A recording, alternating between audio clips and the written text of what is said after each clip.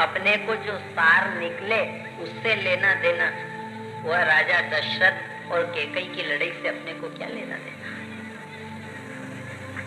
अपने को तो नारी के लिए उनमें से जो ज्ञान मिले वो नारी ले ले, और पुरुष के लिए ज्ञान मिले वो पुरुष ले ले।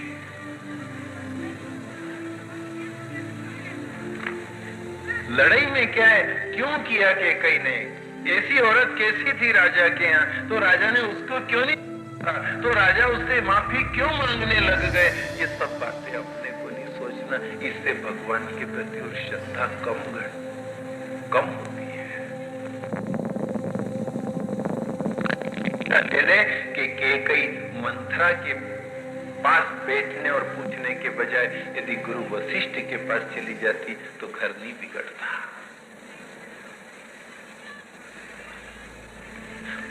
इस बात को सोच ले, किसी भी काम नया करना अपने घर में तो सबको एक साथ बिठाकर और पूछताछ करके सर्वानुमति से करना, अपनी मर्जी से हट करके कोई नया काम नहीं करना, इससे घर बिगड़ जाता है। राजा दशरथ खुद पछताए थे कि कैकई मैं सब किया तोर बिन पूछे, देते परेव मनोरथ छूछे, मैंने बिना पूछे और घर की मीटिंग नहीं बुलाई और ये काम रोक दिया, इससे आज मेरा मनोरथ बिगड़ गया है। अपने को तो गुण लेना है, कोई के घर की मजाक थोड़ी करना है। देखो अब एक गुण लेने की बात, नभग नाम के एक पुत्र जिनके नाभग आदि 4 थे। नाभग के अम्बरीश थे।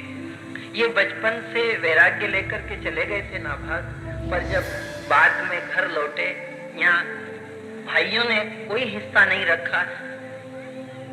इनने पिताजी से कहा मेरा हिस्सा, नहीं तुम्हारे हिस्से में पिताजी हैं, कुछ भी नहीं बचा।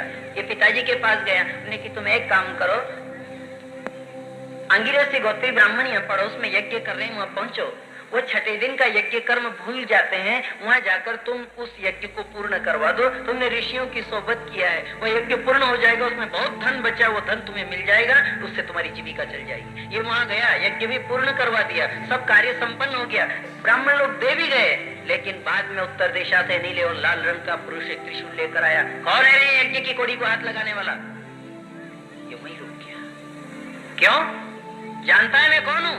नहीं जानू, मेरा नाम रुद्रदेव है और ये यज्ञ का बचा हुआ कण है। दक्ष यज्ञ के समय से निर्णय हो गया है, जैसे यज्ञ आगादिक धार्मिक कार्यों में, अनुष्ठानों में जो बच जाता है वो मेरे अर्पण होता है। यदि इस धर्म की कोड़ी को खाने की कोशिश की तो 21 पीढ़ी नरक भेज दूंगा। इसने हाथ जोड़ लिए कि भूखा सो जाऊंगा लेकिन धर्म की कोड़ी घर में नहीं लगूंगा। ये धर्म का और समाज का इकट्ठा किया हुआ पैसा है, मैं इसको अपने व्यक्तिगत काम में लूं, मुझे मालूम नहीं था, आप क्षमा करो। जब गिड़गिड़ाने लगा, गदगद होने लगा, कहा जा तुम्हारे पिता से पूछ के आओ क्या ये सत्य है। पिता से पूछा, उन्होंने भी कहा बेटा यथार्थ है, ये तो दक्ष यज्ञ के समय से निर्णय हो गया। भगवान शिव को जब मनाया था यज्ञ संपन्न करने को कि आज से ये सब यज्ञ में जो भाग नहीं दिया, इसके प्रायश्चित में हम ये आज के बाद निर्णय करते हैं कि अब जो बचे वो सब आपका। ठीक है। भगवान रुद्रदेव ने प्रसाद दिया, लो मेरी तरफ से ले जाओ। तुम्हारी ये विनम्रता देख के मैं बहुत प्रसन्न हूँ। उन्हें कि मैं यज्ञ की कोड़ी नहीं ले जाऊं, मेरे को डर लगे। नहीं, अब डरो मत, अब मैं तुम्हें प्रसाद के रूप में दे रहा हूँ।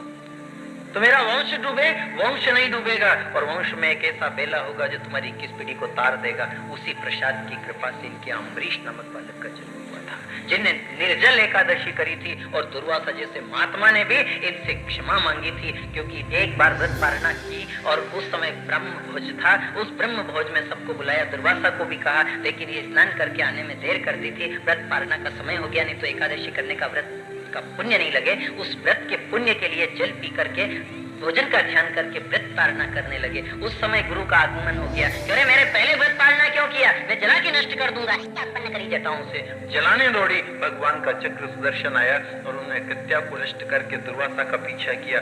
1 वर्ष तक भागते रहे, अंत में आकर के और अम्बरीश से क्षमा मांगने लगे। इनने उठा करके उन महात्मा को गले लगा लिया, उनके चरण वंदन करने लगे। लेकिन महात्मा ने एक बात पूछी, रे अम्बरीश ये कौन सा काम, कौन सा पुण्य किया तूने जो कि एक राजा होकर और ताज पहन करके तूने ईश्वर को इतना रिझा लिया, मैं उसे भगमा पहन करके भी नहीं रिझा सका।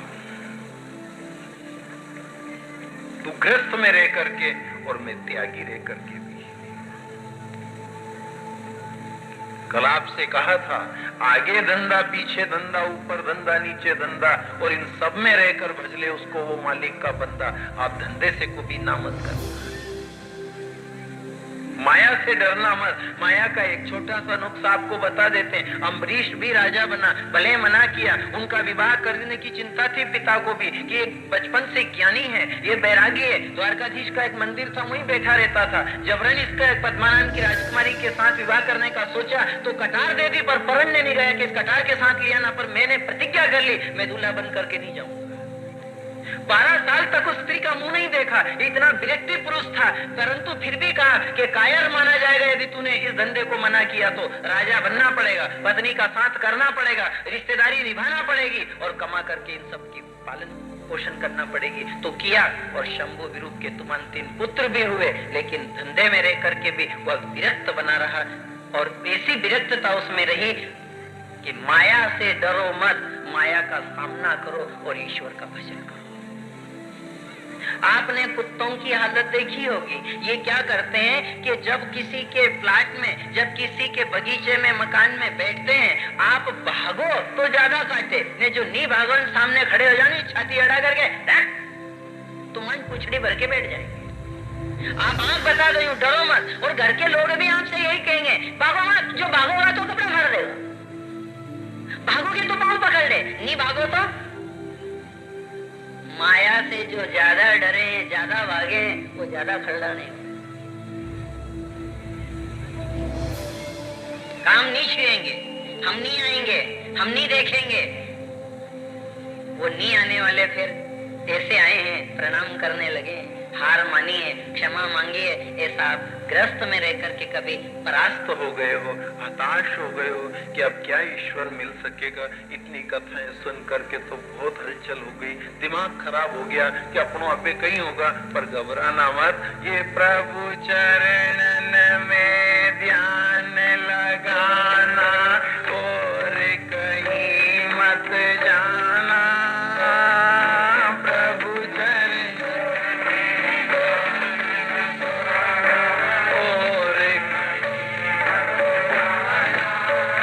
प्रभु चरणन में ध्यान लगाना और कहीं मत जाना।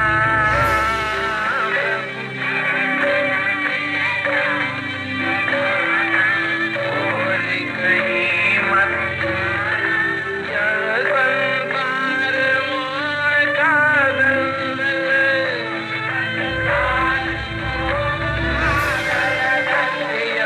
संसार मोह का दलदल,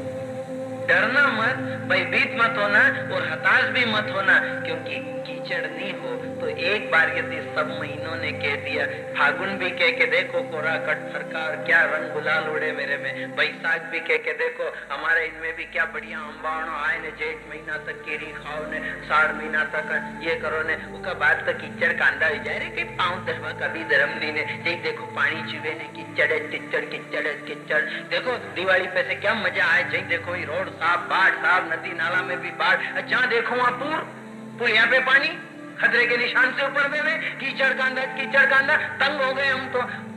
लेकिन सावन बागवानी की के भैया मत इतराओ, इना कीचड़ की तो देने के 12 महीना चकाचक फरो है, बाबुल लगे ले, ये 2 महीना आलो नहीं रे, 12 महीना काय में कूदो। कीचड़ की ही देन है, और ये जितने अपन बैठे हैं ये सब कीचड़ की ही देन। कीचड़ से डरते तो आते हैं, कीचड़ में ही तो रहे। आज भले रुमाल रखे ना, कुछ यूं करे ना, कंगी करे, 9 महीना तक कसा गिरिया था, चक चक।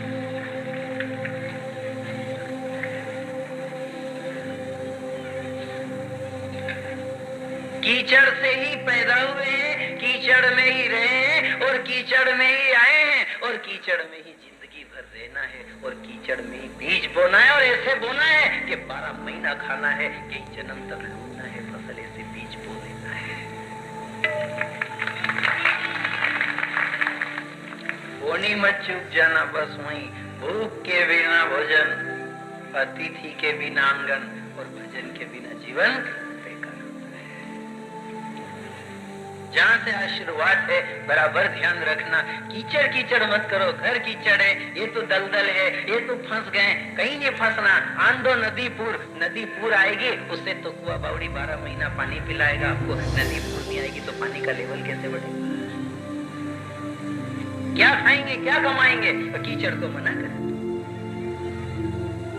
इसीलिए भादवा सम्राट ने सब महीनों का राजा बताया, उसको मान्यता दी है उसको कि भाद्रपद हम तेरे को मान्यता देते हैं आज से कि तू बरस जाना, जो तू सुखो चलियो गयो है तो सब मक्काण में रह जाएगा, इधर टूट के ज्वार में रह जाएगी कुल्ली, और सब लोग उनका मुंडा भी हो जाएगा बुरी रखकर। इस कारण कीचड़ से कभी मना मत करना।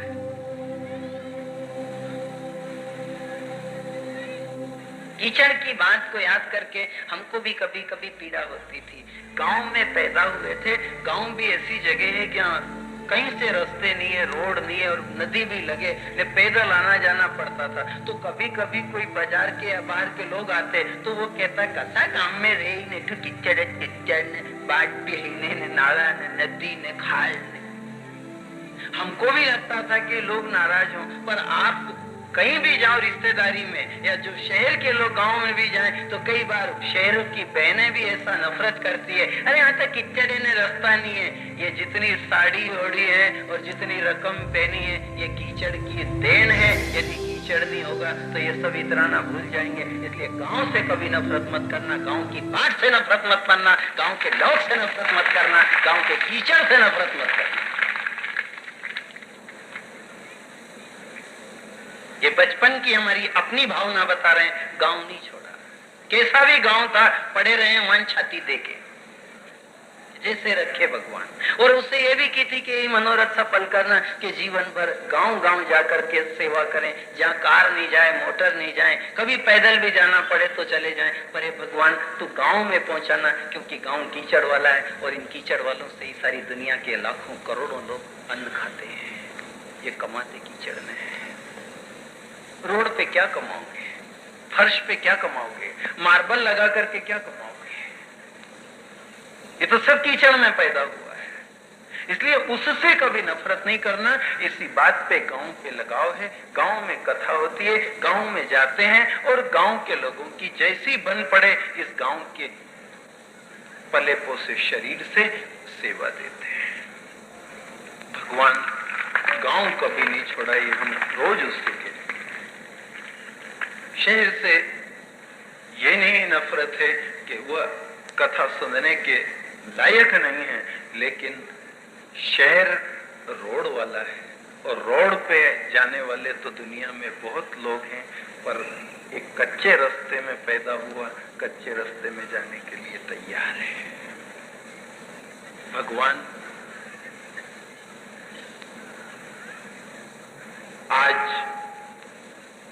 एक गांव में आएंगे जिनकी कथा सुनने के लिए आप आए हो। ऐसा गावड़ा कि सारी दुनिया के लोग घबरा गए कि परमात्मा कहाँ जन्म लियो तने, या मथुरा में ज रहते वहां गावड़ा में कहाँ बनाना। बाढ़ भी नहीं, जमुना भी पूर, पानी भी गिरे, कीचड़ भी, हवा भी। पर याल कुटिया रुका मलिया पर राजती हूँ पुर कोता जी डारो ने 8 सिद्धि 9 निधि को सुख नंद की गाय चराही बिसारो। जब ऐसा परमात्मा गावड़े में, तो अपन गावड़े से क्या नफरत करें। गांव को तो प्रणाम करना चाहिए, गांव के लोगों को प्रणाम करना चाहिए कि इनमें बहुत भावना है, ये बड़े निर्मल हैं, ये बड़े दयालु स्वभाव के और त्यागी और सेवा।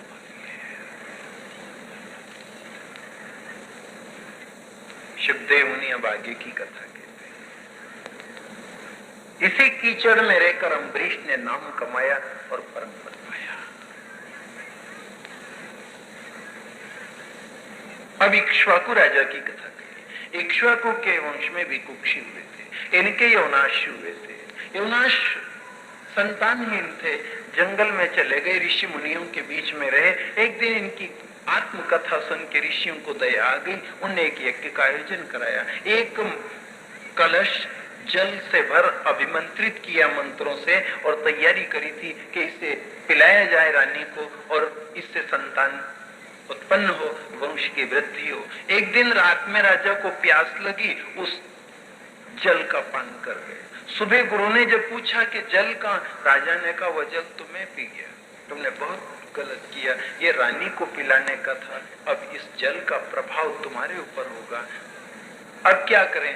समय उपरांत उसका प्रभाव तो रहा, समय पूरा होने पर अश्मक नामक पत्थर से इनकी दाहिने को चीरी, अंदर से बालक निकाला और बालक हो तो गया। वो मंत्रों की जल की शक्ति से अंग संपूर्ण है, सर्वांग सुंदर है, लेकिन अब रोने लगा, खाए पिए क्या। जब बच्चा रो रहा था तो देवराज इंद्र आया, उसकी तर्जनी उंगली में अमृत था, उसने मुंह में दे दी और कहा बेटा मानधाता, ये तुम्हारी माँ है, इसे धाओ, इससे तुम्हारा उदर में शांति हो जाएगी। बस उसी उंगली को पीने से वही बालक मानधाता नाम पे आया और वही राजा मानधाता को बिंदुमती नाम की एक स्त्री थी, जिससे 3 पुत्र 50 कन्या उत्पन्न हुई और 50 कन्या शोभरी ऋषि हो गई। फिर आया परीक्षित को शंका होने लगी, गुरुदेव शौभरी जैसे त्यागी विरक्ति पुरुष जमुना तट पे रहते थे, जो बालू में रमे वो महात्मा 50 कन्याओं के चक्कर में। नेकी राजन बस यही तो कह रहा था कि प्रभु चरणन में ध्यान लगाना और कहीं मत जाना। बहुत सावधान रहना इस जगत में। महात्मा जी पूजन कर रहे थे जल की, और जब नजर डाली तो जल में से जल निकालकर सूर्य नारायण को चढ़ाते चढ़ाते सूर्य पे से नजर हटी और एक मच्छ और मछली पे गई, और मछली का परिवार देखा, छोटे छोटे बच्चे उसके इर्द गिर्द घूमते हैं। इन महात्मा के मन में एक भाव उपजा कि देखो रे, जल में रहने वाला मच्छ कच्छ भी परिवार का सुख भोगता है, मैं मनुष्य जीवन लेकर के भी कोरा रह गया, हो ना हो अब गृहस्थी बनना चाहिए। राजा मानधाता के यहाँ चले गए, वहां जाकर के मांग ली कन्या के मुझे एक कन्या दे दो। महात्मा ने सोची कैसा है राजा जो आज मेरी बात नहीं रखे। राजा स्तब्ध रह गए, इतना बड़ा गुरु और मेरे से कन्या मांगे और कह मैं गृहस्थी बनूं। गुरुदेव वो कन्या जाने आप जाने, वो यदि जाना चाहे तो ले जा सकते हो। कन्याओं ने उन्हें डांट दिया, वो बूढ़ा और जर्जर शरीर से मना कर दिया। इनने अपनी तपस्या का बल अपने हाथ में जल लेकर के मंत्रित किया और कहा कि समस्त बल मुझे सुंदर होने में लग जाए तो सर्वांग सुंदर राजकुमार हो गए। फिर कन्याओं के समक्ष गए, उन्हें जयमाला डाल दी। अब कन्याओं को लेकर के आ गए।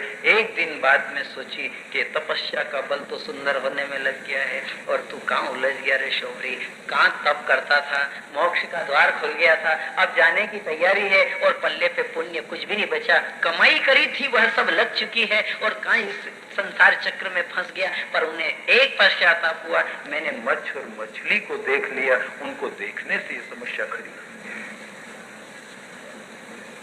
जगत में रहना, गलत चीज मत देखना। इसीलिए आप पे टीवी के ऊपर कुछ कहा था कि आप देखो, संत महात्माओं को देखो, अच्छी वाणी सुनो, अच्छे खेल देखो, लेकिन गलत चित्र टीवी में भी मत देखना, गलत बात भी मत सुनना और गलत लोगों में बैठना। ये पाराशर जैसे, दुर्वासा जैसे शौभरी ऋषि चक्कर में आ गए हैं, खाली थोड़ा सा गलत देखने में जीवन खराब हो गया।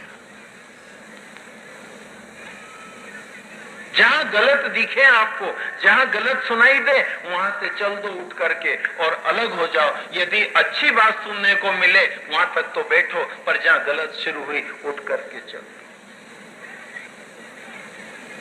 आंखों में गलत चीज जैसे ही प्रवेश करेगी ना, उसी से क्या होगा कि नींद बिगड़ेगी। और याद रखना, यदि हो सके तो अपने जीवन में, कि जिस दिन नींद बिगड़ जाएंगे उस दिन नेत बिगड़ जाएगी, और जिस दिन नेत बिगड़ जाएगी उस दिन नाव डोल जाएगी, और जिस दिन नाव डोल जाएगी उस दिन नाव डूब जाएगी। तुमको कोई को पार लगाने वाला भी नहीं। वो सारी नाव नींद पे टिकी है, और नींद पे नेत टिकी है, और नेत पे नाव टिकी है। और फिर यदि नाव डोले और कहो कि मैं तो डूबा डूबा डूबा, तो फिर क्या करे वो नाव वाला भी? वो कह के भैया जिनके नैन और नेत खराब हो जाती है उनकी नाव भी खराब हो जाती है। ए भव सागर में नाव चली है, मत कर आना जाना। भव सागर मत कर भव सागर में नाव चली है, तू मत कर आना जाना। भव बोलिए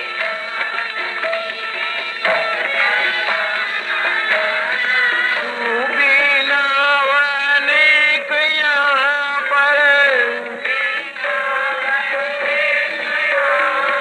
ए डूबी नाव अनेक यहाँ पर,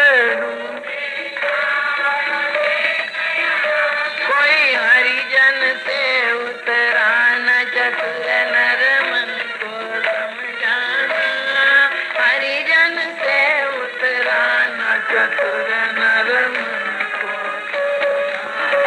इस मन को समझाना रे नारी नर मन को समझाना।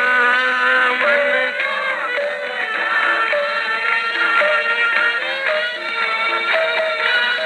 इस मन को समझाना रे नारी नर मन को समझाना।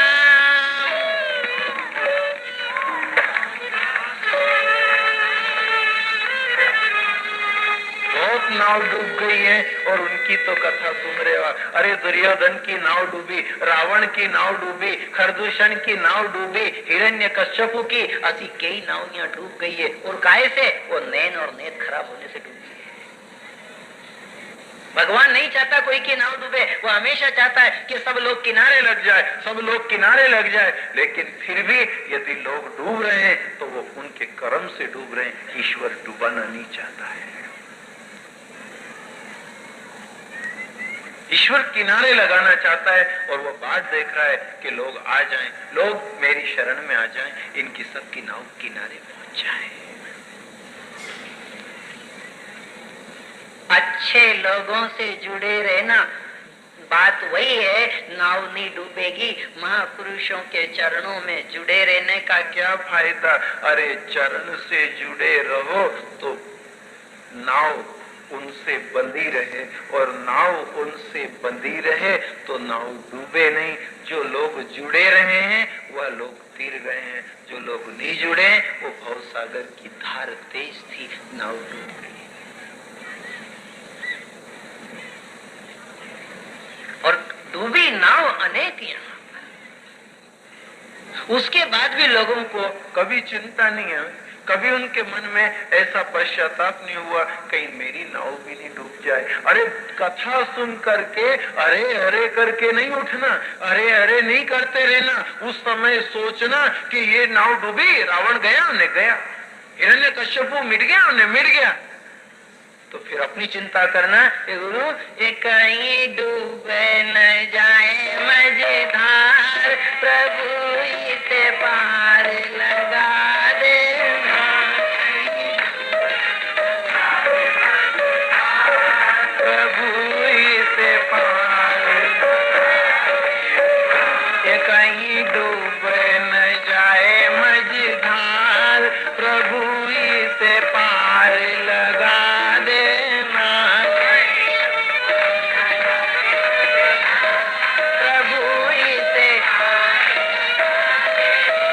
ये मेरी नैया पड़ी है मझधार, प्रभु इसे पार लगा देना।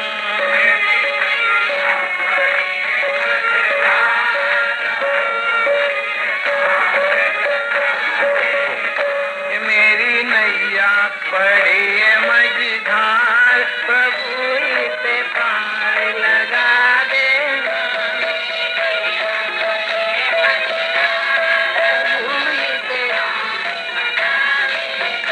तेरी माला जपूंगा दिन रात, गुरु इसे पार लगा देना।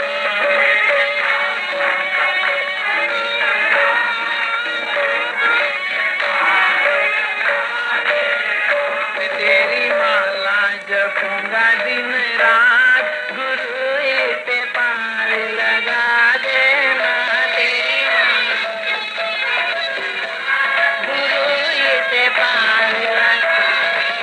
ये मेरी नैया पड़ी है मझधार, प्रभु इसे पार लगा देना। मेरी